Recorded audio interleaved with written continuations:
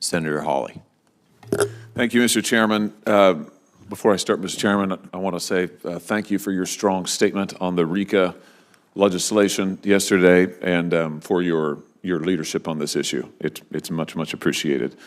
Director Stone Manning, let me just start with this. When you came before this committee in 2021, this is before I was a member of the committee, you were asked as part of your confirmation whether you'd ever been investigated, arrested, charged by any federal, state, or local law enforcement authority for the violation of any federal, state, or local law, regulation, or ordinance other than a minor traffic offense. We asked that question of all people before the committee. You answered no. Do you stand by that testimony? Senator, I do stand by that testimony and was proud to be confirmed to do this job. What's tree spiking, Director? Senator, again, this committee engaged quite a bit in No, that's a factual question. Do you know what it is? And I do. It is. You want to tell us? Go ahead. Yeah, it's when people illegally put metal objects into trees so that they prevent a timber sale. What happens if a chainsaw hits a spike? Sometimes when a chainsaw hits a spike, it can buck the saw. Yeah, violently recoil, potentially kill or seriously maim the loggers. Yeah, which is why I notified the federal authorities that I had heard that happened. Loggers like, for instance, George Alexander, this is from an article on the Washington Post explaining what happens when trees get spiked. Loggers who are blue-collar workers, by the way, these are not wealthy people. These are not people who have had the advantages perhaps you and others have had. People like George Alexander, who, for example, in May 1987, at age 23, his chainsaw hit a tree spike. I'm quoting, his face was slashed from eye to chin, his teeth were smashed, his jaw was cut in half. That's a typical reaction when a logger hits a spike. Now, you just said, I think just a second ago, that you were involved. There were 2 people convicted in 1989 of putting 500 pounds of spikes in an Idaho forest. Senator Rich mentioned this just a moment ago. You testified you sent a letter to the Forest Service on their behalf. I have it here. The letter says, among other things, this letter sent to notify you that the post office sale, that's the forest sale in Idaho, has been spiked heavily. The reason for this action is that this piece of land is very special to the earth. It is home to the elk, deer, mountain lions, birds, and especially the trees. It goes on, I would be more than willing to pay you $1 for the sale, but you'd have to find me first, and that could be your worst nightmare. P.S. You bastards go in there anyway, and a lot of people could get hurt. Why'd you send this? Senator, as I said at the time, over 30 years ago, a really angry and turns out violent person handed me that letter and said, will you send this to the Forest Service? And you did. Why? What you just talked about in 1987 to a logger, this is 1988, 9. I understood that people could get hurt. Why didn't you notify the federal authorities? Why did you send this threatening letter on behalf of these 2 men who were convicted of crimes? I was terrified of them and wanted no involvement with them. So you wanted no involvement, but you sent a letter that says you bastards go in there anyway and a lot of people could get hurt? Why didn't you just contact the FBI or anybody, any local authority?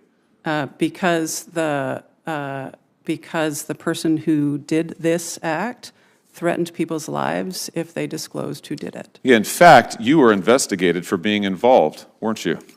Here we have a letter sent to this committee from the special agent of the USDA Forest Service, Michael Merkley, who was in charge of the investigation. He says, and he details this in the letter to this committee, that he investigated you for your involvement.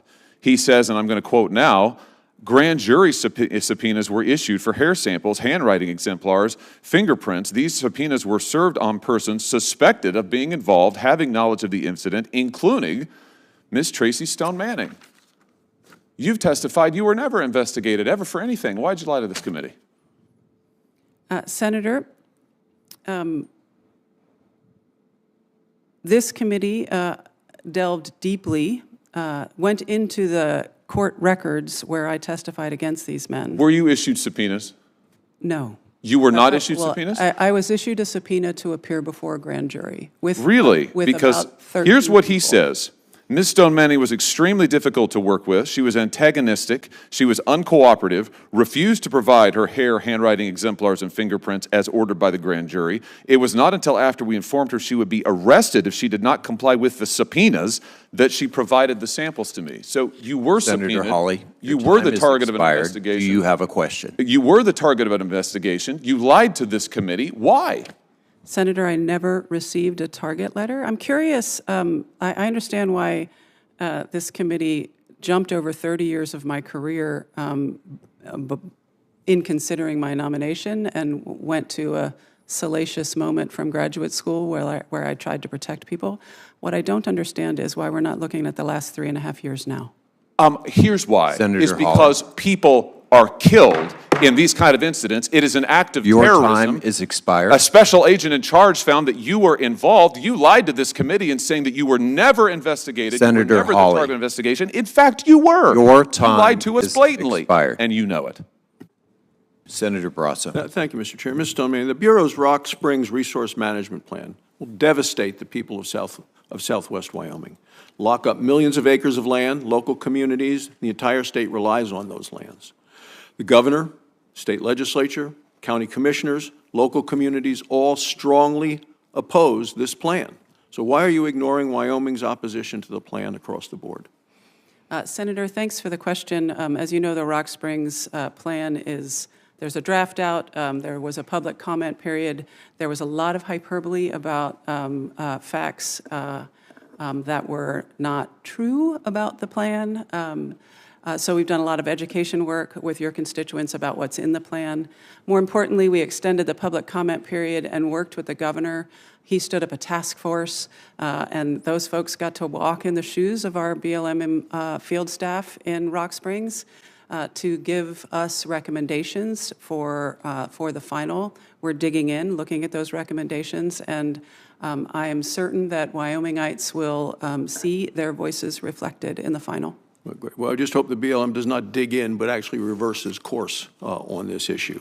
Last month, the Bureau took steps to prohibit coal leasing in the Powder River Basin. The Bureau claims that coal production in the region won't be impacted until the year 2038, so 14 years from now. The Bureau claims that existing leases are sufficient to meet expected demand for coal. My question then is, why is the Bureau taking this action now if you don't say it's going to have any impact for at least 14 years? Senator, thanks for the question. As you know, the President has asked us to turn and transition to a clean energy economy. The lands in the Powder River Basin are leased through 2041. And so you see the draft or the final before you. The record of decision is still in formulation. Well, I'd point out that a front-page story in the New York Times not too long ago pointed out that this president's pipe dream is not actually something that can be possibly done in our country and our needs for energy, as the committee hearings have shown again and again and again. I think this plan is completely reckless. Last year, the Powder River Basin supplied 45% of all the coal mined in the United States, and if this carbon-free grid doesn't materialize, and I don't believe it will, what do? You suggest that we start importing coal from China and other places? Senator, I have great faith in the ingenuity of the American people. We are hard at work every day. We have permitted 7.9 gigawatts in just 3.5 years. I believe we can reach the transition the President has asked us to reach. Well, I agree that the ingenuity of the American people, it's really hard when your agency continues to block efforts to produce the critical minerals that we need and so much of the product that we need for the American economy. So in April, your Bureau issued a rule that will dramatically raise bonding requirements on oil and gas producers. This is money that producers must pay up front in order to operate on federal lands. According to the data from your own department, there were only 37 abandoned wells on lands managed by the Bureau. It's less than 0.1% of all the wells that the Bureau manages. So how do you justify your decision to increase bonding requirements by as much as 25-fold? Senator, both the Government Accountability Office and the Inspector General have written reports that suggest, I think rightly so, that our bonding rates, which are over 60 years old, are not high enough. We have thousands of idled wells on our public lands. And idled wells are the last stop before they become orphaned. Not all of them become orphaned, but the GAO found that thousands of them will. Yeah, well, I don't buy it. This rule to me is completely arbitrary, it's punitive, and you're trying to drive oil and gas producers off federal land. I think it's disgraceful. Finally, in my remaining time, Wyoming is home to the large population of greater sage grouse and its habitat. For over 15 years, with Republican governors, Democrat governors working together, Wyoming has been at the forefront of adopting new management approaches to protect the species. Instead of working with Wyoming, your Bureau plans to upend the state's successful efforts at balancing conservation with economic development. Why are you ignoring a state that has proven time and again that it can successfully protect the species? Senator, respectfully, I have a different view on our work with your state. We've been meeting twice weekly with the state of Wyoming as we develop the sage grouse plans. The only way to make these plans work is to work together with our partners in the states, and we have been doing so, and Wyoming has been helping us lead the way with the Sage Grouse Task Force at WGA. We are literally line editing the documents together, so I believe that they are going to have the durability that they need for success for the sage grouse. Yeah, John Kennedy spoke at the University of Wyoming in 1963, and it was part of his tour of conservation in the West. And he said, we need to maintain a living balance between man's actions and nature's reactions. I have a picture of him giving that speech. Tom Udall's dad, who was Secretary of Interior, was with him that day in Wyoming, and it just seems that the BLM has gone a long way away from maintaining a living balance and basically trying to shut down the state of Wyoming. Thank you, Mr. Chairman. Ranking Member Bross. Thank you, Mr. Chairman. Mr. Stoneman, the Bureau has yet to issue leases to the winning bidders of the December 2020 oil and gas leases. So it's now 2024, 2020 to 2024. When do you plan to issue the leases? Senator, thank you for that question. We are still working our way through multiple court decisions. When we issue them, we want them to be durable and stick. Because, you know, the law requires you issue the leases within 60 days, and it's now been over 3.5 years. So when do you plan, give me a date, when you plan to issue these leases that by law should have been released? Senator, I don't have a date for you at this time. Okay. 3.5 years, long time. Again, we need a date. Next, in June of 2022, the Bureau settled a lawsuit related to oil and gas leases that it had issued between 2015 and 2020 in Wyoming. In that settlement, the Bureau agreed to update the environmental analysis of the leases. So the Bureau's Wyoming office, the state office in Wyoming of the Bureau of Land Management, says they finished updating exactly what you wanted last summer. Finished what you asked for last summer. So why is your Bureau not then released this updated analysis? Senator, again, as I was mentioning, we are reconciling different court decisions and opinions throughout the West, and we want to make sure that we are consistent. Well, it seems like a lot of foot dragging. The state officers can't issue the permits to drill on these leases, refuses to until the Bureau releases the updated analysis, which was now done which was done a year ago. So again, when will the Bureau release that analysis? I'm sorry, which analysis? The one that was done a year ago by the Bureau, Wyoming's Bureau of Land Management, based on the 2022 settlement. Yeah, again, Senator, I don't have a date for you. Yeah, well, we need a date. And this, you can see how every member of this side says this is a deliberate sabotage of American energy by an administration with this approach, which is a pipe dream about their view of when we can get to a carbon-free America. And as our hearing showed last week, Mr. Chairman, China's beaten us to this because they're putting all the energy into AI, and that puts us at a competitive world disadvantage. Final question, so we're trying to keep this under 3 minutes. So last weekend, I was at the Wyoming Stock Growers Summer Convention in Douglas. A number of folks expressed concern about the process by which your Bureau considers public comments. Does the Bureau require individuals who submit public comments to identify who they are and where they are from? Senator, I believe that is the case. And if I could revisit your last question, I don't think it's sabotage to be at record production highs for oil. and to issue 11,000 APDs. It's a sabotage of public land use of the multiple use of the lands on public land. Well, so this is the question, getting with the question at front right now. So someone from a country like China or Russia or a computer which doesn't want us to develop our energy or our mineral resources, are they allowed to submit public comments? Is that correct? Because that's what we're hearing. The answer is yes. Yeah, I assume they are. It is, yeah. yeah, so they, can the Bureau even determine then whether a comment has submitted by a human or by a machine? The answer is no, you can't. In light of all this, shouldn't the Bureau give the most weight to comments from the people and the communities who actually live, as my friend and colleague just said, of what's happening in Idaho and what's happening, who actually live and most affected by the proposals? You might have suggested that your colleague has bots putting in comments. I don't think that's true. We read the comments very thoroughly. I think that we can tell when it's a bot and when it's a Russian and when it's an actual Idahoan, as the case is with what we got from the lava project. I don't understand what you're getting at, Senator. We're getting at the fact that it seems that the comments coming in and are being counted as equal are those that have been in the land for 5 generations and those coming from communist China. Thank you, Mr. Chairman. Senator Lee. The Conservation and Landscape Health Rule that you recently finalized elevates non-use either on par with or arguably above multiple use. Now, according to FLPMA, BLM is required to manage for multiple use and for sustained yield, with multiple use referring to things like grazing, timber harvesting, energy, mining, and recreation.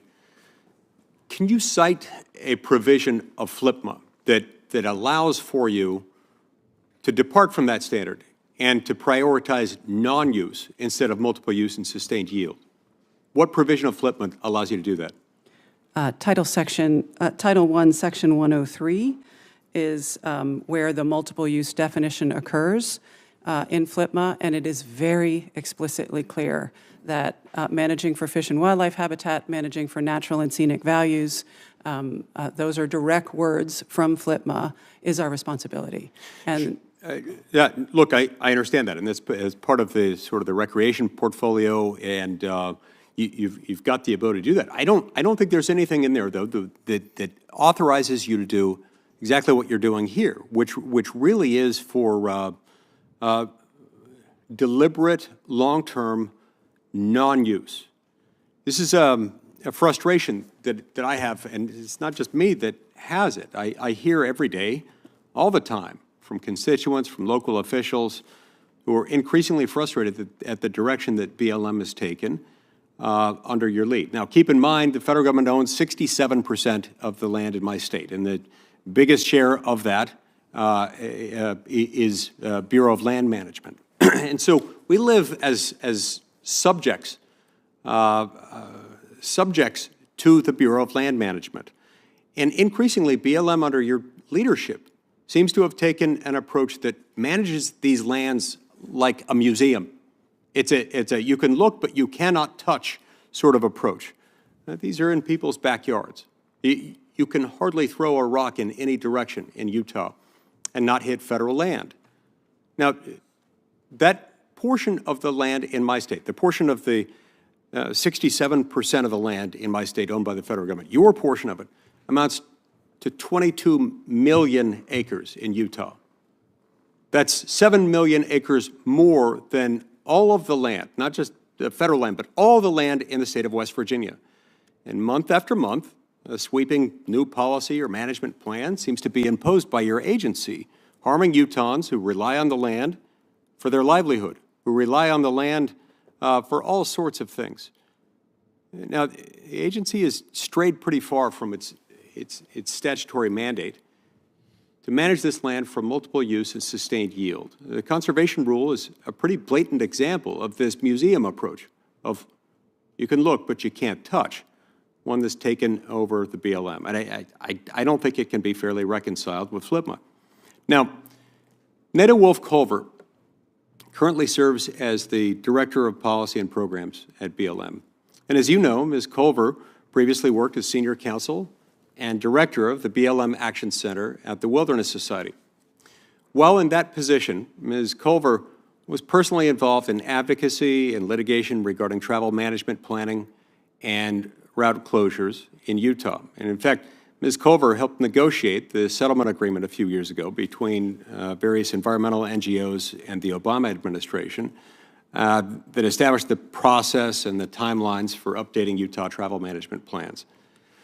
Last fall, BLM closed 317 miles of historic roads in Utah as part of the update to the Labyrinth, RIMS, Gemini Bridges travel management plan.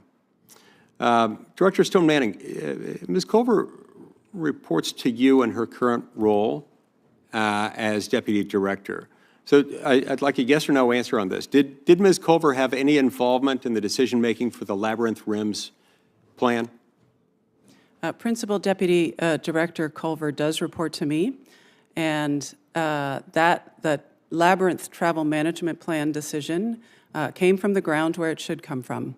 And it was a part of a legal settlement. We got sued and... No, I get that, but that's Yeah. not my question. My question is whether she herself had any involvement in that. Senator, decisions like that sometimes come to headquarters for review. I don't know if that particular plan came for review or not. Okay, so, look, she either recused herself from that decision or she didn't. Which is it? Senator, she worked for the Wilderness Society and was wildly competent in that job. Oh, I don't doubt that. Seven or eight. That is not the subject of my question. What I want to know is, was she or was she not involved in that? She does not have to recuse herself from the Wilderness Society. She is out of the recusal period. Okay, so you're saying that it's okay for someone with a history of advocacy and litigation on these routes, not just routes like these, but on these specific routes. She was involved in litigation as an advocate specifically on these routes. Her name, I believe, is on the settlement, the consent decree documents that resulted in this process.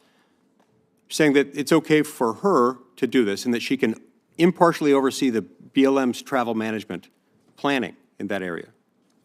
Senator, we adhere to high ethical standards at the department, and we've done so here. All right. Senator. Can I ask one follow-up? I'll be quick. Very quickly, please. All right, look, your updated Western Solar Plan expands solar development on public lands. How are you going to ensure that the expansion doesn't disproportionately limit other critical land uses, things like recreation and wildlife conservation and grazing? Yeah, Senator, you've hit the nail on the head on what we do every day, right, is balance all of those uses. And the Western Solar Plan is going to help us guide solar development to places so that those decisions become more durable. So we've got this programmatic look at where development should go so that when we do the individual NEPA analysis, it becomes more durable.